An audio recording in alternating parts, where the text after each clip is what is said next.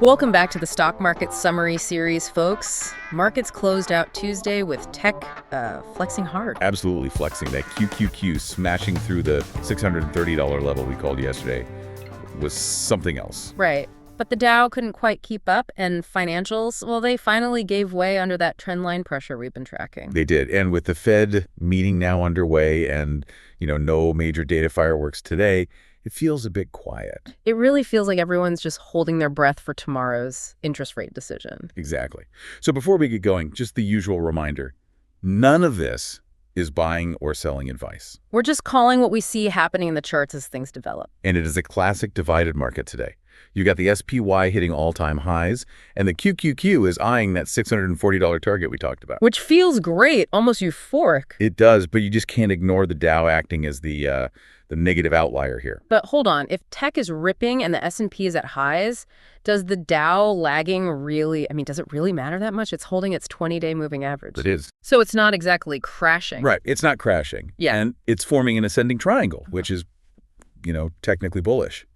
The context, though, it changes when you look at the financial sector, the XLF. That support trend line, we've been watching that for a week. And today it finally cracked. This is that decoupling risk we mentioned. Financials are like the plumbing of the economy. If they start trending lower... They act like a heavy anchor. Precisely.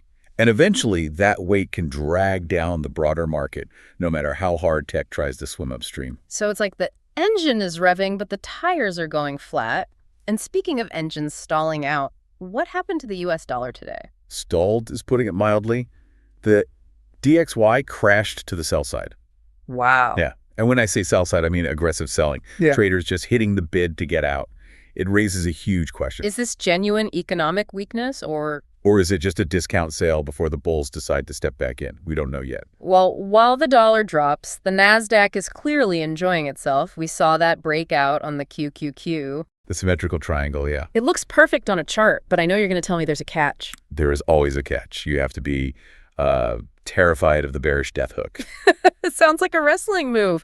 Break that down for us. What is actually happening there psychologically? It's a classic bull trap. The price pushes past the breakout point, luring in all the retail traders who see green and get FOMO. Exactly. Once that liquidity is grabbed, the price reverses and hooks right back down inside the pattern.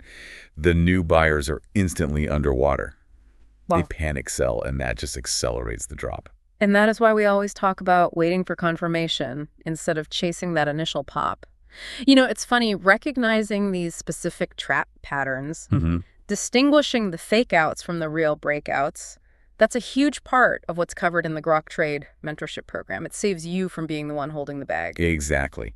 Trading is mostly about risk management, not prediction.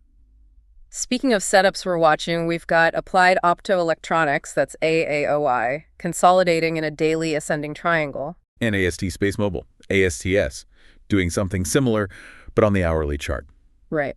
And just a quick reminder again, if you've got a stock you're watching or a question about the markets, please do drop it in the comments. Yeah, we want to know what you're looking at to make these videos more relevant if we can. And we'll do our best to talk about what we see in a future episode.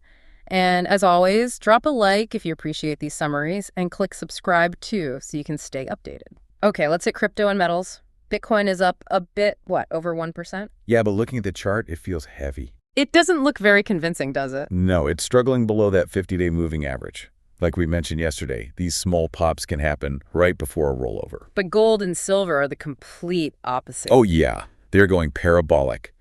Gold up nearly 2.5%, silver over 3%. With the dollar dropping, is this just a flight to safety? It's a mix of that and just pure momentum chasing. But be careful here. This is a don't hold down a rocket situation. Meaning when things go vertical like this, you either get a blow off top where it crashes back down or it just keeps running until everyone capitulates. Very risky to chase. It's days like this, pecs soaring, financials tanking, metals exploding, that really test your discipline. It's so easy to get emotional. And that is precisely why we stress disciplined technical awareness.